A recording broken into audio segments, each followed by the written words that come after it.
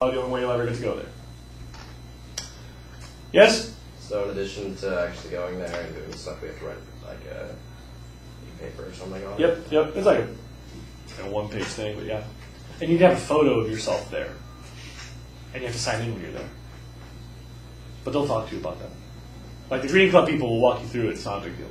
Yeah? Also, the photos, you want us to print it out. Can you show that? No, you have to print it and attach it to the writer. Yeah. They'll talk you through it. It's really simple. Like usually what happens is one person takes a group photo and puts it on Facebook so everybody can just print out the Facebook photo and attach it. And so it's like, here's me. She would say, here's me.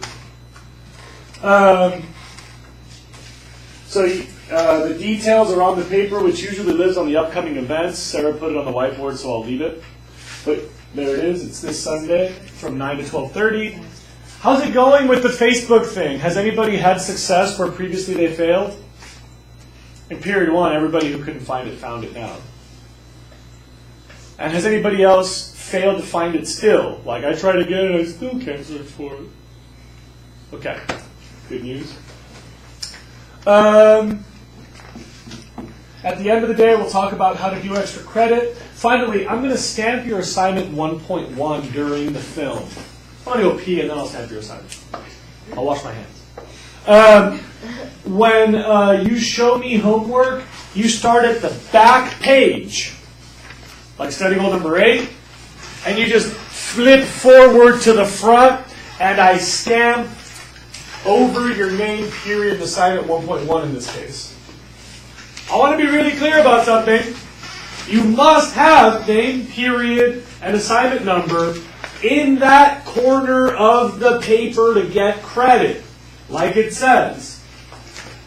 My students are like, I wrote it on there, on the back, upside down on the bottom, an invisible ink, and then I tore off that section.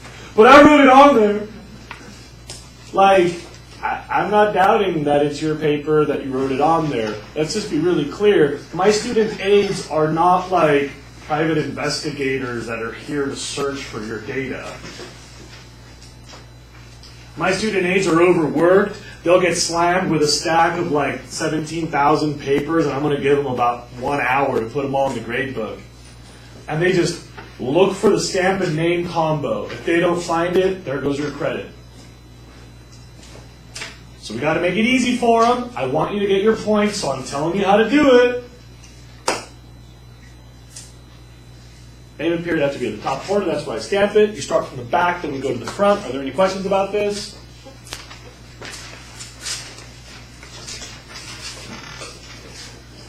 So the Story of Stuff by Annie Leonard is about 20 minutes. Heads up, it goes really fast. She talks like really intense. Like really intense.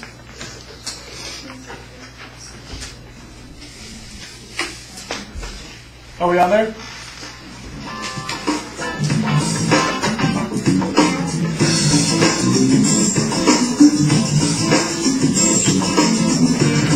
I hope you're super awake. It's like...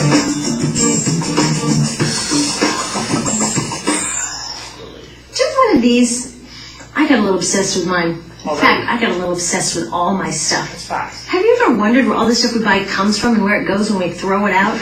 I couldn't stop wondering about that, so I looked it up. And what the textbook said is that stuff moves through a system from extraction to production to distribution to consumption to disposal. All together, it's called the materials economy. Well, I looked into it a little bit more. In fact, I spent 10 years traveling the world, tracking where our stuff comes from and where it goes. And you know what I found out? That is not the whole story. There is a lot missing from this explanation. For one thing, this system looks like it's fine. No problem. But the truth is, it's a system in crisis. And the reason it's a system in crisis is it's a linear system and we live on a finite planet. And you cannot run a linear system on a finite planet indefinitely. Every step along the way, this system is interacting with the real world. In real life, it's not happening on a blank white page. It's interacting with societies, cultures, economies, the environment. And all along the way, it's bumping up against limits. Limits we don't see here because the diagram is incomplete. So let's go back through. Let's fill in some of the blanks and see what's missing. Well, one of the most important things that's missing is people. Yes, people. People live and work all along this system. And some people in this system matter a little more than others. Some have a little more say. Who are they? Well, let's start with the government. Now, my friends tell me I should use a tank to symbolize the government, and that's true in many countries and increasingly in our own. After all, more than 50% of our federal tax money is now going to the military. But I'm using a person to symbolize the government because I hold true to the vision and values the government should be of the people, by the people, for the people. It's the government's job to watch out for us, to take care of us. That's their job. Then along came the corporation. Now the reason the corporation looks bigger than the government is that the corporation is bigger than the government. Of the 100 largest economies on earth now, 51 are corporations. And as the corporation has grown in size and power, we've seen a little change in the government where they're a little more concerned in making sure everything's working out for those guys than for us. Okay, so let's see what else is missing from this picture. We'll start with extraction, which is a fancy word for natural resource exploitation, which is a fancy word for trashing the planet. What this looks like is we chop down the trees, we blow up mountains to get the metals inside, we use up all the water, and we wipe out the animals. So here, we are running up against our first limit. We are running out of resources. We are using too much stuff. Now, I know this can be hard to hear, but it's the truth, so we've got to deal with it. In the past 3 decades alone, 1/3 of the planet's natural resource base has been consumed. Gone. We are cutting and mining and hauling and trashing the place so fast that we're undermining the planet's very ability for people to live here. Where I live, in the United States, we have less than 4% of our original forests left. 40% of the waterways have become undrinkable. And our problem is not just that we're using too much stuff, but we're using more than our share. We have 5% of the world's population, but we're using 30% of the world's resources and creating 30% of the world's waste. If everybody consumed at US rates, we would need 3 to 5 planets. And you know what? We've only got 1. So my country's response to this limitation is simply to go take somebody else's. This is the third world, which some would say is another word for our stuff that somehow got on somebody else's land. So what does that look like? The same thing, trashing the place. 75% of global fisheries now are fished at or beyond capacity. 80% of the planet's original forests are gone. In the Amazon alone, we're losing 2,000 trees a minute. That is 7 football fields a minute. And what about the people who live here? Well, according to these guys, they don't own these resources, even if they've been living there for generations. They don't own the means of production, and they're not buying a lot of stuff. And in this system, if you don't own or buy a lot of stuff, you don't have value. So next, the materials move to production. And what happens there is we use energy to mix toxic chemicals in with the natural resources to make toxic contaminated products. There are over 100,000 synthetic chemicals in use in commerce today. Only a handful of them have even been tested for health impacts, and none have been tested for synergistic health impacts. That means when they interact with all the other chemicals we're exposed to every day. So we don't know the full impact on health and the environment of all these toxic chemicals, but we do know one thing. Toxics in, toxics out. As long as we keep putting toxics into our industrial production systems, we're going to keep getting toxics in the stuff that we bring into our homes and workplaces and schools, and our bodies. Like BFRs, brominated flame retardants, they're a chemical that make things more fireproof, but they are super toxic. They're a neurotoxin. That means toxic to the brain. What are we even doing using a chemical like this? Yet we put it in our computers, our appliances, couches, mattresses, even some pillows. In fact, we take our pillows, we douse them in a neurotoxin, we bring them home and put our heads on them for 8 hours a night to sleep. Now, I don't know, but it seems to me in this country with so much potential, we could think of a better way to stop our heads from catching on fire at night. Now, these toxics build up the food chain and concentrate in our bodies. Do you know what is the food at the top of the food chain with the highest level of many toxic contaminants? Human breast milk. That means that we've reached a point where the smallest members of our societies, our babies, are getting the highest lifetime dose of toxic chemicals from breastfeeding from their mothers. Is that not an incredible violation? Breastfeeding must be the most fundamental human act of nurturing. It should be sacred and safe. Now, breastfeeding is still best, and mothers should definitely keep breastfeeding, but we should protect it. They should protect it. I thought they were looking out for us. And of course, the people who bear the biggest brunt of these toxic chemicals are the factory workers, many of whom are women of reproductive age. They're working with reproductive toxins, carcinogens, and more. Now I ask you, what kind of woman of reproductive age would work in a job exposed to reproductive toxins except for a woman with no other option? And that's one of the beauties of this system. The erosion of local environments and economies here ensures a constant supply of people with no other option. Globally, 200,000 people a day are moving from environments that have sustained them for generations into cities, many to live in slums, looking for work, no matter how toxic that work may be. So you see, it's not just resources that are wasted along this system, but people too. Whole communities get wasted. Yep, toxics in, toxics out. A lot of the toxics leave the factories in products, but even more leave as byproducts or pollution. And it's a lot of pollution. In the US, our industry admits to releasing over 4 billion pounds of toxic chemicals a year. There's probably a lot more because that's only what they admit. So that's another limit, because yuck, who wants to look at and smell 4 billion pounds of toxic chemicals a year? So what do? Move the dirt. I told you it's intense, right? Like, you all agree it's kind of intense? I always feel like, dang, I'm just trying to sip on my coffee. It's kind of early in the morning. Period one's always really hard to watch this. It's not like you have to memorize every fact here, but if you just follow the general argument, I think you'll see where we're going later. Factories overseas pollute someone else's land. But surprise, a lot of that pollution is coming right back at us, carried by wind currents. So what happens after all these natural resources are turned into products? Well, it moves here for distribution. Now, distribution means selling all the toxic contaminated junk as quickly as possible. The goal here is to keep the prices down, keep the people buying, and keep the inventory moving. How do they keep the prices down? Well, they don't pay the store workers very much, and they skimp on health insurance every time they can. It's all about externalizing the costs. What that means is that the real costs of making stuff aren't captured in the price. In other words, we aren't paying for the stuff we buy.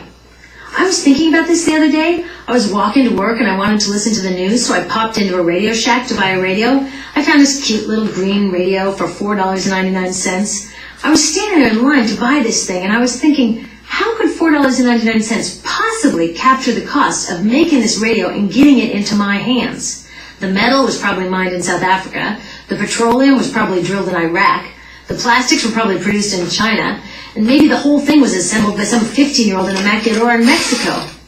$4.99 wouldn't even pay the rent for the shelf space it occupied until I came along, let alone part of the staff guy's salary who helped me pick it out, or the multiple ocean cruises and truck rides pieces of this radio went on. That's how I realized I didn't pay for the radio. So who did pay? Well, these people paid with the loss of their natural resource space. These people paid with the loss of their clean air, with increasing asthma and cancer rates. Kids in the Congo paid with their future. 30% of the kids in the Congo now have dropped out of school to mine coltan, a metal we need for our cheap and disposable electronics. These people even paid by having to cover their own health insurance. All along this system, people pitched in so I could get this radio for $4.99. And none of these contributions are recorded in any accounts book. That's what I mean by the company owners externalize the true cost of production.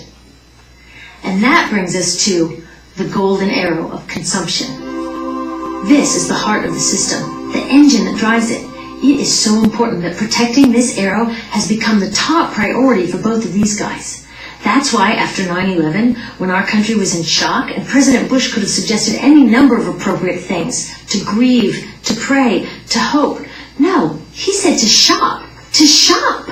We have become a nation of consumers. Our primary identity has become that of being consumers, not mothers, teachers, farmers, but consumers. The primary way that our value is measured and demonstrated is by how much we contribute to this arrow, how much we consume. And do we? We shop and shop and shop, keep the materials flowing, and flow they do. Guess what percentage of total materials flow through this system is still in product or use 6 months after the date of sale in North America? 50%? 20? No, 1%. 1. In other words, 99% of the stuff we harvest, mine, process, transport, 99% of the stuff we run through the system is trashed within 6 months. Now, how can we run a planet with that level of materials throughput? It wasn't always like this. The average U.S. person now consumes twice as much as they did 50 years ago. Ask your grandma. In her day, stewardship and resourcefulness and thrift were valued. So how did this happen? Well, it didn't just happen.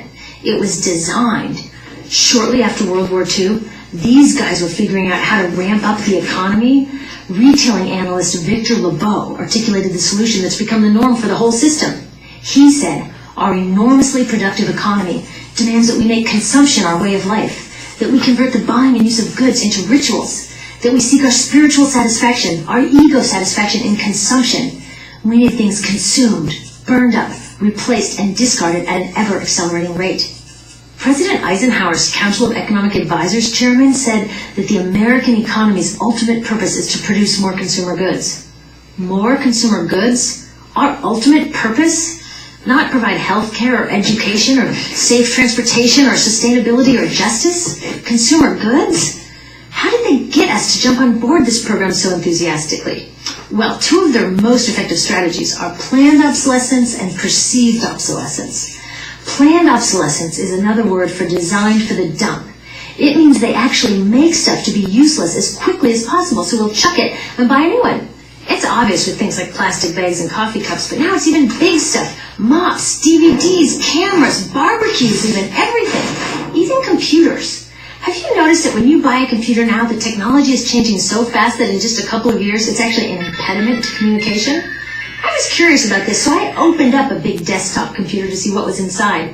And I found out that the piece that changes each year is just a tiny little piece in the corner. But you can't just change that one piece because each new version is a different shape. So you gotta chuck the whole thing and buy a new one.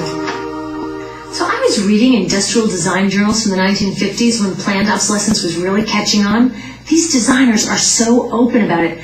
They actually discuss how fast can they make stuff break that still leaves the consumer having enough faith in the product to go out and buy another one. It was so intentional. But stuff cannot break fast enough to keep this arrow afloat. So there's also perceived obsolescence. Now, perceived obsolescence convinces us to throw away stuff that is still perfectly useful. How do they do that?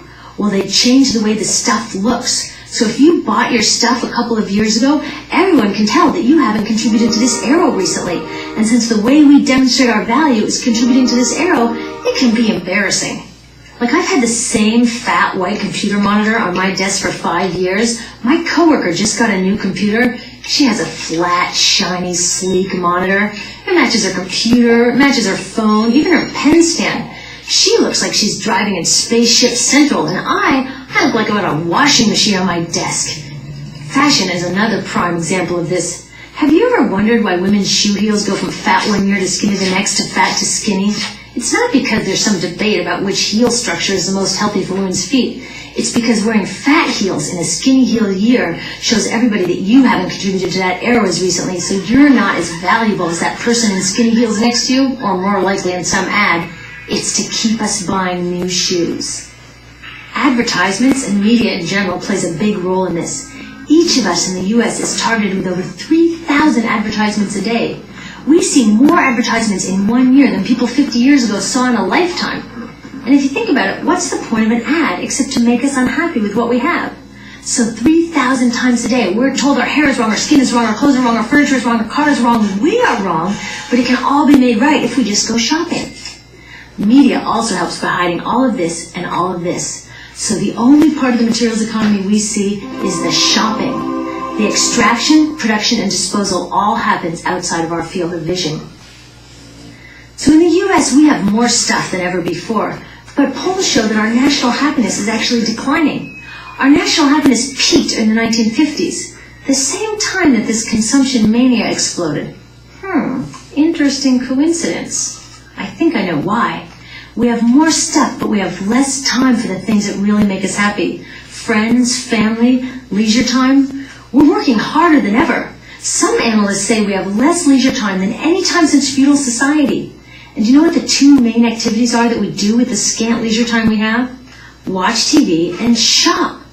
In the US, we spend 3 to 4 times as many hours shopping as our counterparts in Europe do. So we're in this ridiculous situation where we go to work, maybe 2 jobs even, and we come home and we're exhausted, so we plop down on our new couch and watch TV, and the commercials tell us you suck, so you gotta go to the mall to buy something to feel better, and then you gotta go to work more to pay for the stuff you just bought, so you come home and you're more tired, so you sit down and you watch more TV, and it tells you to go to the mall again, and we're on this crazy work, watch, spend treadmill, and we could just stop. So in the end, what happens to all the stuff we buy anyway? At this rate of consumption, it can't fit into our houses, even though the average house size has doubled in this country since the 1970s. It all goes out in the garbage. And that brings us to disposal. This is the part of the materials economy we all know the most because we have to haul the junk out to the curb ourselves. Each of us in the United States makes 4.5 pounds of garbage a day. That's twice what we each made 30 years ago. All of this garbage either gets dumped in a landfill, which is just a big hole in the ground, or if you're really unlucky, first it's burned in an incinerator and then dumped in the landfill.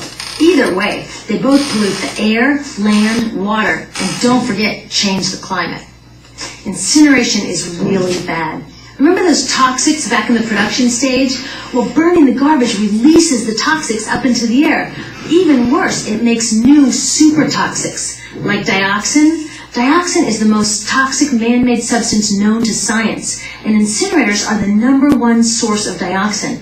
That means that we could stop the #1 source of the most toxic man-made substance known just by stopping burning the trash. We could stop it today. Now, some companies don't want to deal with building landfills and incinerators here, so they just export the disposal too. What about recycling? Does recycling help? Yes, recycling helps. Recycling reduces the garbage at this end, and it reduces the pressure to mine and harvest new stuff at this end. Yes, yes, yes, we should all recycle, but recycling is not enough. Recycling will never be enough for a couple of reasons. First, the waste coming out of our houses is just the tip of the iceberg. For every 1 garbage can of waste you put out on the curb, 70 garbage cans of waste were made upstream just to make the junk in that 1 garbage can you put out on the curb. So even if we could recycle 100% of the waste coming out of our households, it doesn't get to the core of the problems. Also, much of the garbage can't be recycled, either because it contains too many toxics or it's designed not to be recyclable in the first place. Like those juice packs, where they have layers of metal and paper and plastic all smooshed together, you can never separate those for true recycling. So you see, it is a system in crisis. All along the way, we are bumping up against limits. From changing climate to declining happiness, it's just not working. But the good thing about such an all-pervasive problem is that there are so many points of intervention. There are people working here on saving forests and here on clean production, people working on labor rights and fair trade and conscious consuming and blocking landfills and incinerators, and very importantly, on taking back our government so that it really is by the people and for the people. All of this work is critically important, but things are really going to start moving when we see the connections, when we see the big picture. When people along this system get united, we can reclaim and transform this linear system into something new, a system that doesn't waste resources or people. Because what we really need to chuck is that old school throwaway mindset. There's a new school of thinking on this stuff, and it's based on sustainability and equity, green chemistry, zero waste, closed-loop production, renewable energy, local living economies. It's already happening. Now, some say it's unrealistic, idealistic that it can't happen, but I say the ones who are unrealistic are those that want to continue with the old path. That's dreaming. Remember, that old way didn't just happen. It's not like gravity that we've just got to live with. People created it, and we're people too. So let's create something new.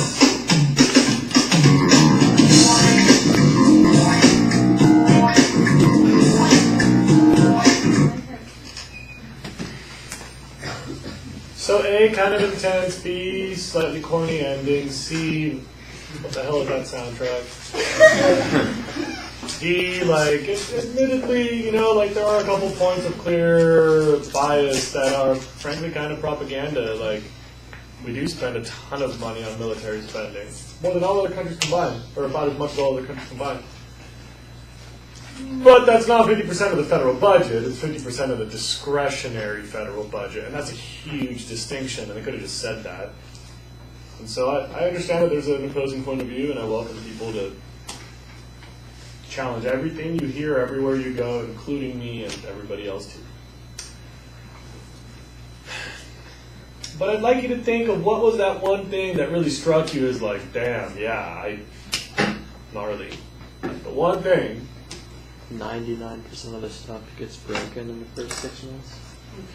Or was it 6 months or like a year? It's 6 months. Yeah. And broken or not, disposed of. And that includes stuff we harvest. So that makes me think that might include food, and maybe that's a good way to bring the average. I don't know. That statistic has always stuck with me. 1% of the material throughput lasts more than 6 months. I'm shocked by that. Like, I've had this stupid piece of string for 4 years. Like, my house is like a museum of garbage. Like, we don't throw anything out. So I wonder, like, I try to be better than 1%. Is that for somebody else? Is it like a fraction of 1%? Or like, is that a wrong? But that's a crazy thing to think about. And truly, like, there is a ton of stuff that if you think about it, like shoes and t-shirts and like, I don't know, like my trunks. Like when I buy trunks for summer, they don't last the summer. I wear them every day, like rock slides, sap, and thrash. So I don't know, that one always. What else? Something else that stuck with you that resonated? Yes. I never really realized like the treadmill cycle thing. How to go to work and you get tired and watch TV, and then TV makes you feel bad, so you go shopping. You go to work and you just. That's like so well said. That part about the treadmill, like, that is so my life. Like, I don't even have a TV, and that's still my life. I use the internet for my shopping, and like, I think that's a really modern life. And then when you go to other countries, it's like, oh wait, like other people don't do it like this, you know, like. It's a very American thing, and it's like a very sad and depressing and like gnarly. Like that's what I think of as the rat race, you know, like treadmill. Yeah. Is that one of the things that stuck with me is that the corporations have bigger economies than like other countries. Yeah. Yeah. It's a crazy thought. I've always thought the one thing I'll do when I become president is remove corporate personhood. Like, you know, the fact that corporations can like sway elections, you know, Can use their money to like promote this one guy or the one right sider or left sider. Right. Like they have a freedom of speech.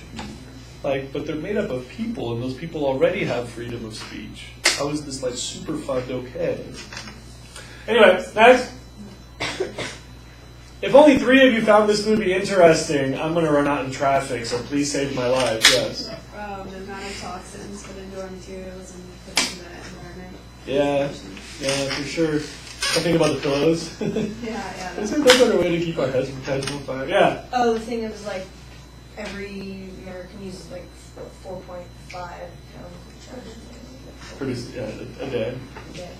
And the one that really hits me is the 70-to-1 ratio for like getting stuff to you. You know, like all the trash that's made before you see the product. Yeah. What else? Yeah. With like all the countries use as much resources as America did, we need 5 Earths. And that number's grown, by the way. Like this movie was made about 15 years ago. That number's grown. Who else? So much like companies are trying to make things different and better so that your old thing breaks down and then you want to buy new things. Yeah, imagine if like your car was the same way as your phone. You know, like they go, oh, button doesn't work. You gotta get another one. You know, imagine like, oh, my key doesn't. Dang, I gotta get another car. Like, it's just a new way of thinking. Like, they could make phones like cars where you can just replace parts. That's possible. It just takes a couple screws. And that when they make the Apple updates, how like they don't make it compatible for like older phones. Yeah, right. Yeah, Apple has a policy. Charger thing. Yeah, the charger thing. Oh my god. I mean, I hate throwing stuff away, and like, oh, I gotta get a new iPad. Dang it, my stupid charger thing. Like, all the connectors. Apple has a policy that they consider any device more than 2 years old to be an antique. Like, it's outside their scope of service. They're like, oh, we don't have people that can help you with that. But didn't you make this? Like, don't you remember when you made? Yeah, but we don't have the technical capacity to support those products anymore. 24 months, seriously? Like one way to think about it is, you're like, it is a $600 phone. Like, you're renting that for like $300 a year, which comes down like $30. It's like $1 a day, and then you're gonna have to get rid of it and get another one, and the charger and all the other crap, all the peripherals, the case. Yeah, that's true. But you're gonna have to throw it out, so it still has impacts besides the fact that it doesn't cost you extra. Plus, The fact that we lost like 80% of our forests. Yeah, like the football fields. yeah. That the rate of logging is global, so that the lawnmower across the football field is not just the U.S. In the U.S., we've lost like 96% of our original forest. But to be fair, that doesn't mean those are all shopping centers. A lot of those are tree farms now, and some are in some state of recovery. Tree farms, we still have much of the same canopy area. It's not like all that forest is now concrete jungle. It's like still some green stuff. But without the same diversity, it's not ecologically as valuable, so it's also not back for us. Who else?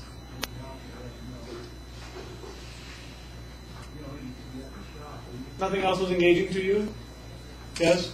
How companies design products so you can't recycle them. Yeah, right. And by the way, that recycling doesn't necessarily... Like, the recycling thing is one of my pet peeves. Like, I hate those big trays of disposable bottles that you get at Costco, where people will, like, buy, like, 30 or 60 bottles, and, like, oh, I can recycle it. I said, well, yeah, but it's not like the only... I think a lot of people are like, I put it in the blue bucket, and I am absolved. And I sort of think that's really malicious misguidance, Like, just because it goes in the blue bucket doesn't mean it doesn't have cost before it reached you. You know what I'm saying? There's these plates that are compostable. They're made out of cornstarch. So technically you can biodegrade them. And everybody's like, oh, I got this plate, but I can put it, when I put it in the trash, it goes to compost. It's no big deal. A, things don't biodegrade in landfills because they don't have water and oxygen. So there's like 1,000-year-old paper in landfills. All I got to do is bury it. It won't biodegrade. B, the environmental impact of making a cornstarch plate is like dozens or hundreds of times greater than just making a plain old disposable one. And so everybody's like, hey, look, but by putting it in the yellow can, it's like it didn't exist. And like, no, that there's all this other stuff that you don't see. That's actually the thing I really want to drive home about this. And we're going to spend a lot of our class picking apart ways to measure environmental cost and environmental benefit. This class is all about finding those connections to stuff you don't see. What it takes for something to reach you and what happens when that item leaves your house. Like, one of my personal obsessions is shopping and consumption. I'm like, our whole life, that treadmill thing, like, our identity as a people is so largely about what we buy. I mean, think about how many conversations you have about what you just bought, what you're trying to buy, or what you're looking forward to buying. Just try to focus on that. Like, when you leave, see how long it is before someone mentions a purchase. Like, that is pretty much, like, more common than talking about your faith or your family or your time with your friends, because that's usually shopping, so that'll come first. It's like more common than talking about the food that keeps you alive or the planet we all enjoy. Like, we're just like shoppers. It's what we do. Like, I write myself notes, and it usually includes like some sort of a purchase I got to make that day. Like, we just shop, just consume, and then we don't see it. But there's all this cost that's being paid by someone else, very often in the southern hemisphere.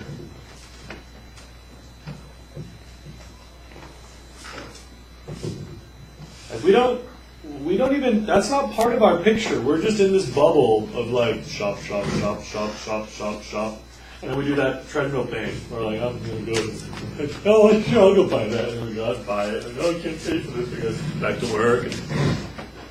And like, we don't see where the stuff comes from, what that does. We don't see the people involved along the way.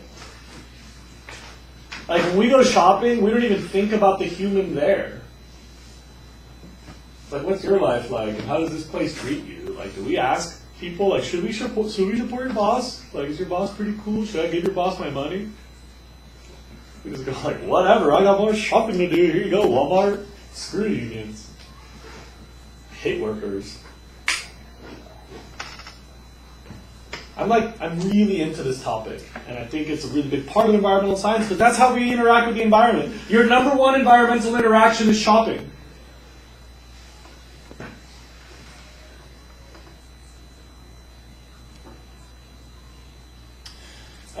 If you're into this topic, there's a book that I recommend very highly called Affluenza. I wrote it on the board if you're curious. They made up a new word.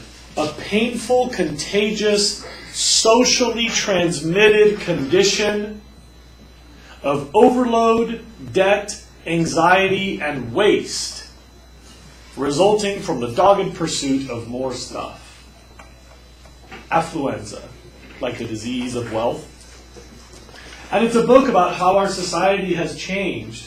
It's very easy to read. It's like super readable. And it's about how we're all like depressed, and we have like lower self-esteem, and we have worse interpersonal relationships and worse physical health because of our pursuit of stuff. It's an excellent book. I very strongly recommend this. It won some awards. It's really spectacular. And then there's another book called The Last American Man. I also wrote that on here. And this woman went on to write a book called Eat, Pray, Love, that I guess was a big deal. But she wrote this book first. Her name's Elizabeth Gilbert. She wrote another book too recently that made even more money. But this one was a finalist for the National Book Award. It's a story about some dude that hated like the consumption world, so he just like went off the grid when he was like your age. He like tied 2 bandanas around his waist and like took a knife and walked into the woods and like stopped doing like the dentist, Social Security, like cash money interaction thing. And apparently he's not a cool dude, and he's like really mean to women, and like he's a jerk and like really hard to get along with. He's not my idol. But it's like a really interesting story about this dude trying to live without these systems. So a couple of books that I recommend. Anybody want to talk more about this? One last thing I want to add in there. That thing about disposable plates is an example of a term I need you to know. Problem shifting.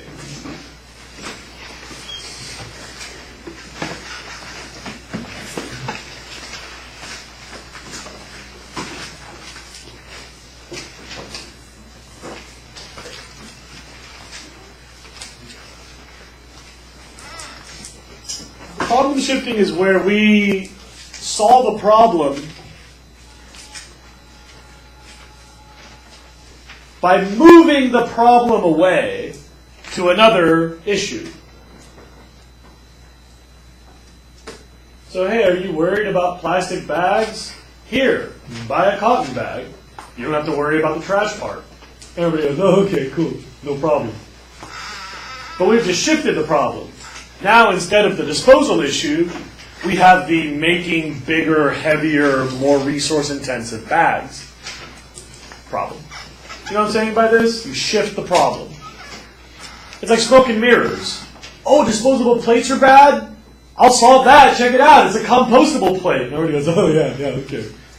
Not disposable, compostable. And we don't think about the fact that there's a whole separate problem, which is how you get that product. We're all really gullible. We want to do good.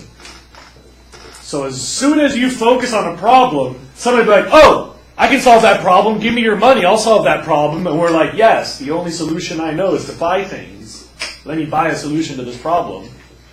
And usually we've just shifted the problem somewhere else, usually to the southern hemisphere somehow.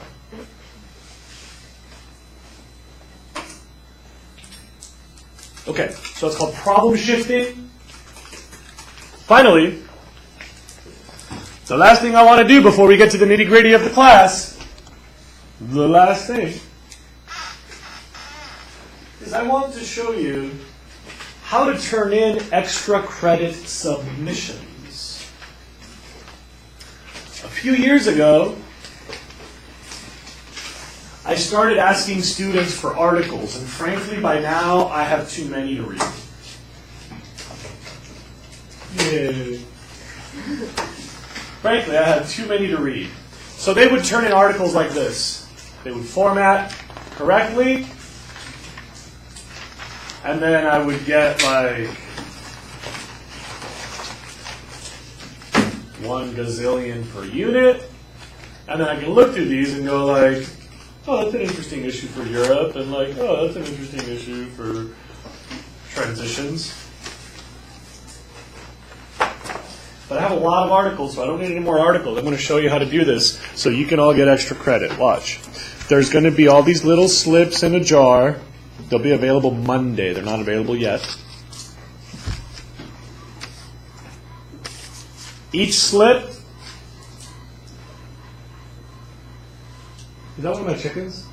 I think so. Yep.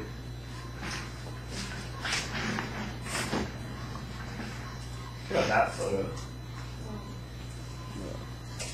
Glorious family. Where is that? On top of Olmsted Peak, which is named after this guy named Frederick Olmsted. He was the man that suggested cities should have wilderness. So he designed a little place called Central Park in New York City. And that was the first park ever planned into a city on purpose. The first city-owned park that wasn't just like leftover land in the middle. So anyway, they named that spot for him. He's got a pretty sick view. Okay. The little slip. You'll notice name, period, and date. Unit number, in this case 1. Which term or study goal? So here's an example of the tragedy of the commons, or here's an example of study goal number 7. Where do I get it? Like the November issue of National Geographic 2013, or LA Times opinion page so-and-so. If it's a website, you don't have to write out the whole website. You can just say see attached. And if it's a website, just circle where you got it. Does that make sense to everybody? Because you know that most times when you print off the internet, it'll have the web page, the address somewhere on it. And then circle all that apply for relevancy. Is this a local issue? A political or economic thing? This year they will all be graphic or image, so I'm going to cut that out. Then are there is this like additional data? Is this a conflicting data? Is it a conflicting opinion? So how does this add to my class? And that's critical. You cannot give me something that's already in the course. A lot of kids are like, here's the explanation of the tragedy of the commons. Like, no, I already need a whole day of that. I don't need another paper for it. I need stuff that's above and beyond what you already got, because I'm trying to grow the course, and that's your job, to make my class better and have more content. So you must find something which is additional or conflicting or a local example, or somehow people are going to go like, wow, that was worth seeing. On the back, it'll tell you how to format. Are you sure it's relevant? Is it within the last 12 months? Is it grade level appropriate? I don't need 3rd grade documentation. And is it an optimized format? Which means must fill 1 or 2 pages. Everybody got that? But check this out. This year, not articles. This year are emphasis would be graphs, charts, data tables, or infographics.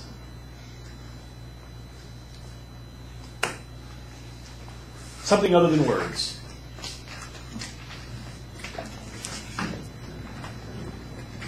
The slips will be in the back.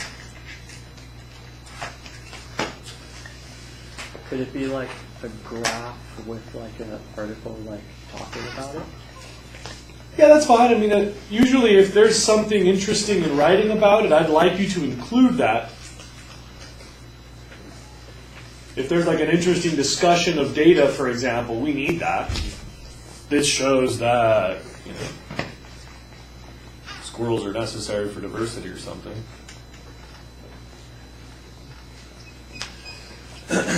But this has to be something about data graph, scientific literacy interpretation stuff. Can we just do one of those a unit? You can do as few or as many up to the limit for the unit.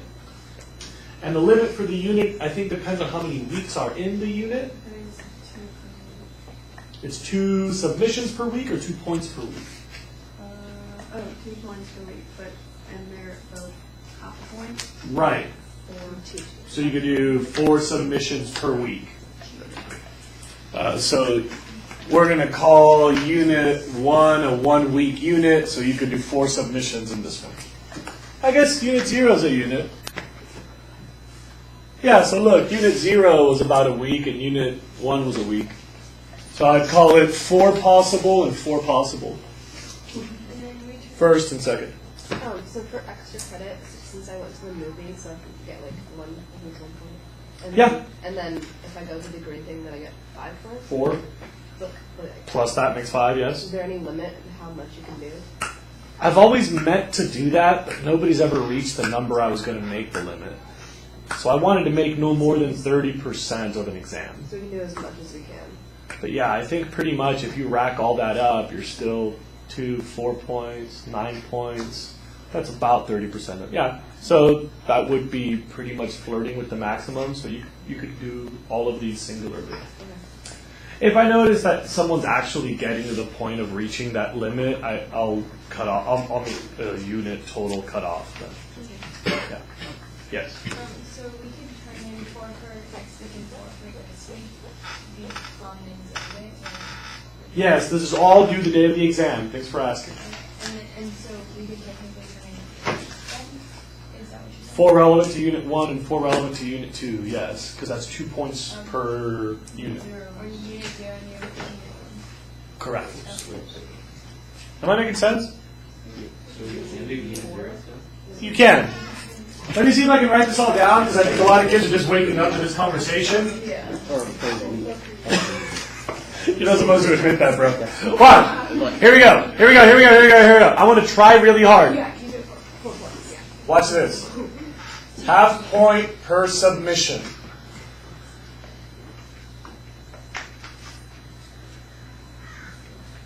Max. 4 points per unit. No, hold on. Max 2 points per week. Or 4 points per week. That equals 4 submissions per week. As a fact, Unit 0 was 1 week, and Unit 1 was 1 week. So you could do 4 for Unit 0 and 4 relevant to Unit 1. Like when we get to Unit 2, that's 2 weeks. So that'll be a total of 8 submissions possible for that one. And Unit 3 might even be 3 weeks, 2 or 3. So are we getting the pattern here? Yeah. This is just regarding the extra credit slips submission. What else? Yes? What's supposed to be on the paper that you write about if you go to something? It's described in the packet that you signed. It said I read this.